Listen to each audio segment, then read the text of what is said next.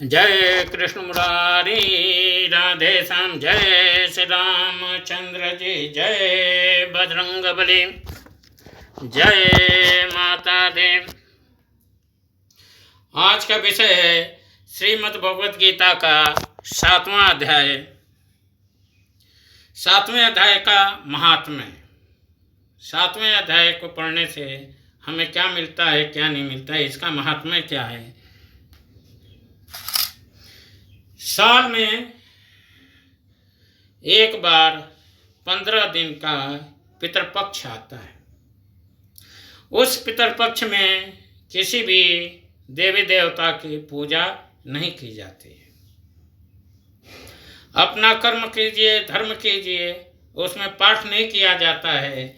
उसमें केवल इसी श्रीमद् भगवद गीता के 7वें अध्याय का पाठ नित्य प्रतिदिन किया जाता है, जिससे कि जिसके जो भी पितर लोग कष्ट में होंगे या नरक में होंगे या किसी प्रकार से कष्ट में होंगे, उनको इससे मुक्ति मिल जाती है। जय कृष्ण मुरारी राधे श्याम।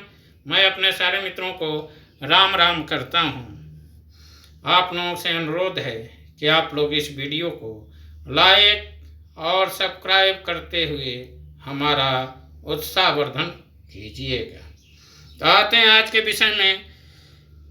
श्रीमद् भगवद गीता के 7वें अध्याय का महात्म्य। भगवान शिव कहते हैं, पार्वती, मैं अब 7वें अध्याय का महात्म्य बतलाता हूँ, जिसे सुनकर कानों में अमृत रास भर जाती है। पाटलिपुत्र नामक एक दुर्गम नगर है, जिसका गोपुर द्वार बहुत ही ऊंचा है। उस नगर में शंकुकर्ण नामक एक ब्राह्मण रहता था। उसने वैश्य वृत्ति का आश्रय लेकर बहुत धन कमाया, किंतु न तो कभी पितरों को तर्पण किया और न देवताओं का पूजन ही। वो धनोपार्जन में तत्पर होकर राजाओं को ही भोज दिया करता था। एक समय की बात है, उस ब्राह्मण ने अपना चौथा विवाह करने के लिए पुत्रों और बंधुओं के साथ यात्रा की। मार्ग में आधी रात के समय जब वो सो रहा था, एक सर्प ने कहीं से आकर उसकी बाह में काट लिया। उसके काटते ही ऐसी अवस्था हो गई कि मणि, मंत्र और औषधि आदि से भी उसके शरीर की रक्षा असाध्य जान पड़े। तत्पश्चात कुछ ही क्षणों में उसके प्राण पखेरु उड़ गए। फिर बहुत समय के बाद वह प्रेत सर्प योनि में उत्पन्न हुआ। उसका चित्त धर्म की वासना में बंधा था। उसने पूर्व वृत्तांत को स्मरण करके सोचा, मैंने जो घर के बाहर करोड़ों की संख्या में अपना धन गाड़ रखा है, उससे इन पुत्रों को वंचित करके स्वयं ही उसकी रक्षा करूंगा। एक दिन सांप की योनि से पीड़ित होकर पिता ने स्वप्न में अपने पुत्रों के समक्ष आकर अपना मनोभाव बताया। तब उसके निरंकुश पुत्रों ने सवेरे उठकर बड़े विस्मय के साथ एक दूसरे से स्वप्न की बातें कही। उनमें से मझला पुत्र कुदाल हाथ में लिए घर से निकला और जहां उसके पिता सर्प योनि धारण करके रहते थे, उस स्थान पर गया।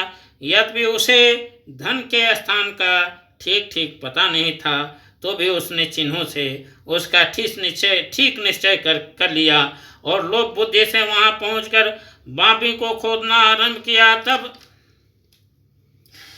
उस बाबी से बड़ा भयानक सांप प्रकट हुआ और बोला, ओ मूढ़, तो कौन है, किस लिए आया है, क्यों बिल खोद रहा है, अथवा किसने तुझे भेजा है, ये सारी बातें मेरे सामने बता।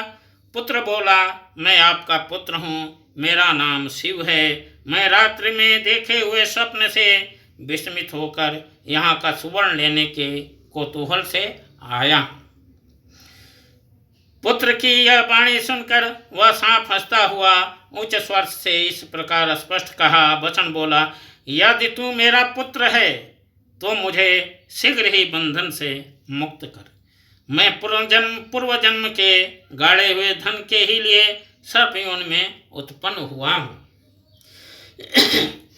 पुत्र ने पूछा, पिताजी आपकी मुक्ति कैसे होगी, इसका उपाय मुझे बताइए, क्योंकि मैं इस रात में सब लोगों को छोड़कर आपके पास आया हूँ।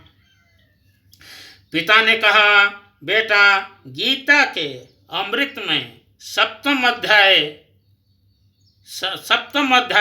7वें अध्याय को छोड़कर मुझे मुक्त करने में तीर्थ, दान, तप और यज्ञ भी सर्वथा समर्थ नहीं है। केवल गीता का 7वां अध्याय ही प्राणियों के जरा, मृत्यु आदि दुख को दूर करने वाला है। पुत्र मेरे श्राद्ध